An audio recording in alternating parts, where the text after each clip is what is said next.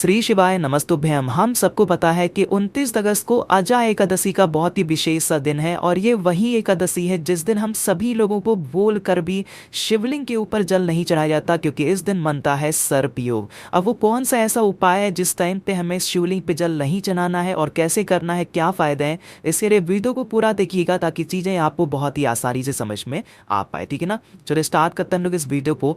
अब यहाँ पे आपको सबको दिख रहा होगा तांबे का लोटा। अब आपके दिमाग में आया होगा कि भैया अभी आपने कहा है कि हमें शिवलिंग के ऊपर जल नहीं चढ़ाना, तो फिर हम इस लोटे का क्या करें। देखो, हमें शिवलिंग के ऊपर जल नहीं चढ़ाना, बाकी हर जगहों पे जल चढ़ाना है और बड़े ही नियम से चढ़ाना।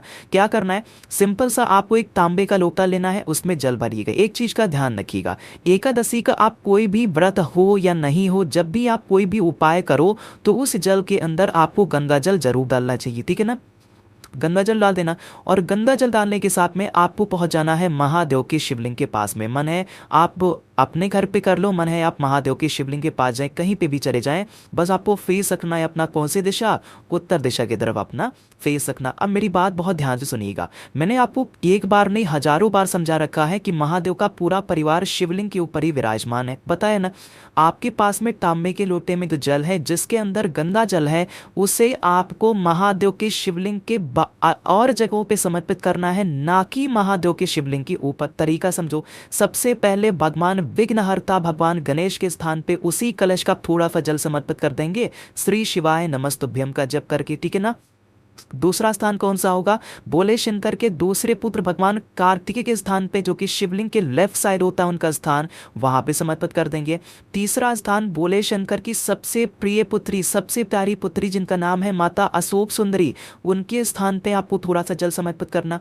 और चौथा, बोले शंकर जो माँ पार्वती होती है, जिनको हम लोग उनका हस्त कमल कहते हैं, उनके हस्त कमल पर आपको क्या करना होगा, उस जल को समर्पित करना। लेकिन ध्यान रखिएगा, 4 जगहों पे इस तरफ जल चढ़ाना है, महादेव के शिवलिंग के ठीक ऊपर जल आपको नहीं चढ़ाना। और 4 बार जहां मैंने आपको जल चढ़ाना बताया है, पूरा जल खत्म नहीं कर देंगे। इन 4 जगहों पे जल चढ़ाने के बाद में थोड़ा सा जल अपने कलश में आपको बचा करके रखना। ठीक है ना, जल बचा लिया और बचाने के बाद में फिर आप पहुंच जाएंगे किसी भी बेल वृक्ष के नीचे। आपके घर के आसपास बेल का पेड़ हो, घर के गमले में लगाया है, जमीन पे कहीं पे भी, जो भी थोड़ा सा कलश में जल आपके बचा हुआ है, वो आपको अपनी मनोकामना, अपने विशेष कहते हुए कुंदकेश्वर महादेव, कौन से महादेव, कुंदकेश्वर महादेव के नाम से अगर आप समर्पित कर देते हैं, यकीन मानिए इस अजा एकादशी पे आप करोगे और आने वाली जो एकादशी होगी वहां तक पहुंचते पहुंचते आपकी बरसों पुरानी जो मनोकामना होगी वो पूरी जरूर हो जाएगी। ठीक है ना,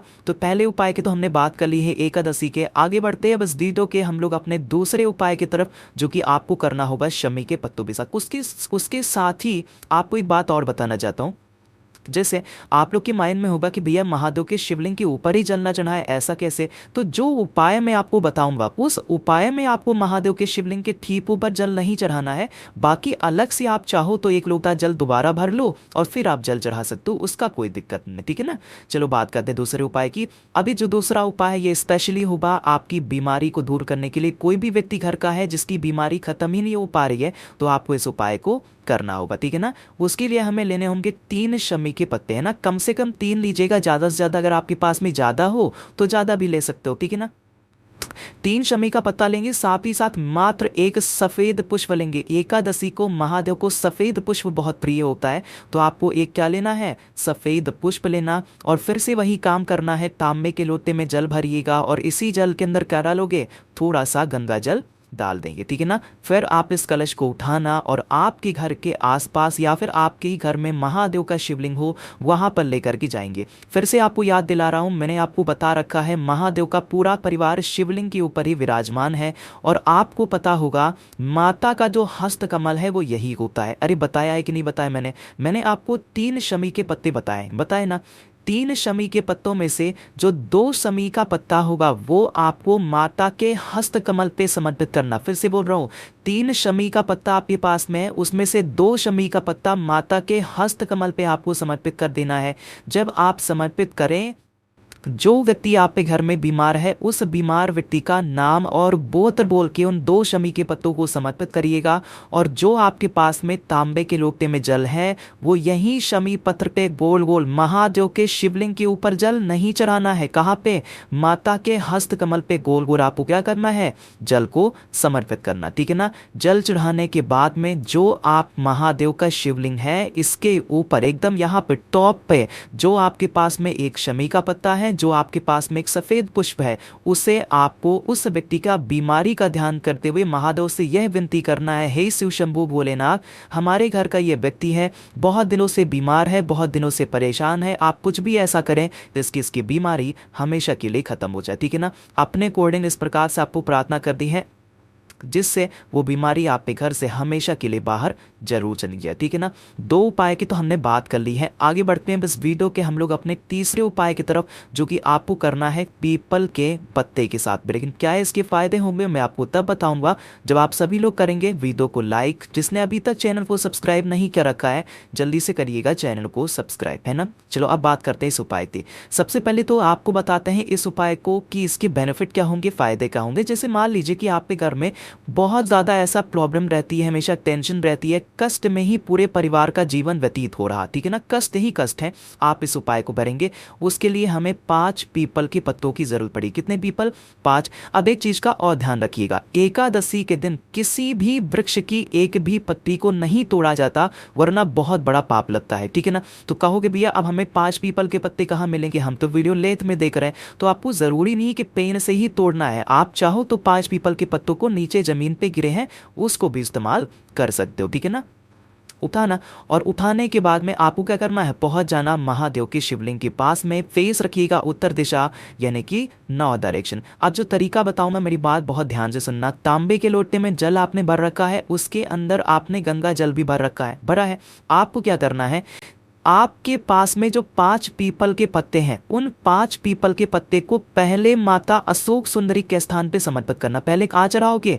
माता अशोक सुंदरी के स्थान पे। और यही पीपल के पत्ते के ऊपर आपको 1 लोटा शुद्ध जल तांबे के लोटे से, जो आपके कष्ट हो, जो आपकी प्रॉब्लम हो, जो आपकी समस्या है, उन समस्याओं का ध्यान करते हुए, स्मरण करते हुए आपको 1 लोटा जल चढ़ाना।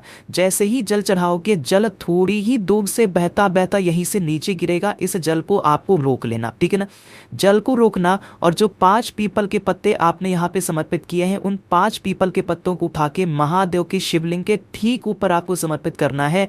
यहाँ पे जब समर्पित करोगे तो आपको कुंदकेश्वर महादेव का ध्यान करके समर्पित करना, ठीक है ना। 5 पीपल के पत्ते चढ़ा दिए, और जो जल यहाँ पे आपने रोका है, जो पीपल का पत्ता महादेव के शिवलिंग के ऊपर चढ़ाया है, उस 5 पीपल के पत्ते को उठा लेना। जो जल आपने रोका है उसी जल के अंदर आपको 5 पीपल के पत्तों को डाल करके उसका जल आपके घर में जितने भी कमरे हो, जितने भी रूम्स हो, आप सभी जगहों पे छिड़काव कर देना। बाद में उस 5 पीपल के पत्तों को किसी वृक्ष के नीचे डाल देना। यकीन मानिए जिस भी वजह से आपकी फैमिली में, आपके परिवार में कष्ट ही कष्ट हो रहे होंगे, वो सारी कष्ट आपके परिवार से हमेशा के लिए खत्म जरूर हो जाएंगे, ठीक है ना। मेरी बात समझ में आई? यहाँ पे हम लोगों ने बात कर ली है अपने 3 उपाय की। आगे बढ़ते हैं इस वीडियो के हम लोग सबसे आखिरी और बहुत ही छोटे से उपाय की, और यह उपाय भी होगा आपकी इच्छा को पूरी करने के लिए। साथ ही साथ घर में अगर कोई भी ऐसा व्यक्ति है जिसे क्रोध बहुत ज्यादा आता है हर एक छोटी बातों को लेके, तो आपको इस उपाय को करना होगा, ठीक है ना। उसके लिए हमें लेने होंगे 21 दाने काले तिल के, 21, ना ही एक भी ज्यादा और ना ही एक भी कम, 21 काले तिल लेंगे। साथ ही साथ आपको तांबे का लोटा लेना है, उसमें जल भरिएगा, और जल को भरने के बाद में इसके अंदर क्या डालोगे? गंगा जल।